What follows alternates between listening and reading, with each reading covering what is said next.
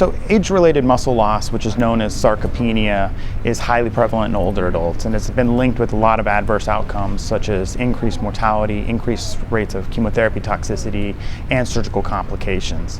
And it's really nice in oncology. One thing we have an abundance of is CT scans, whether it's for staging at the time of diagnosis or surveillance or even disease monitoring. And we can actually use those CT scans to measure, muscle, both the quality of muscle, how much muscle you have, as well as the quality of the muscles, which is really from the density of that muscle.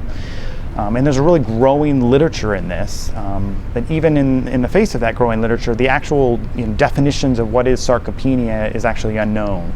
We recently published a meta-analysis that did show that sarcopenia, regardless of how you define it, is linked with increased mortality, yet we found almost 14 different definitions used in the literature as to how to define it.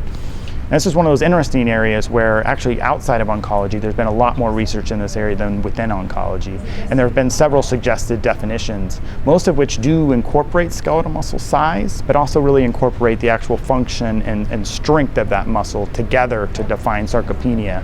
And really in oncology we've never really had those strength or physical function parameters tied in with skeletal muscle size.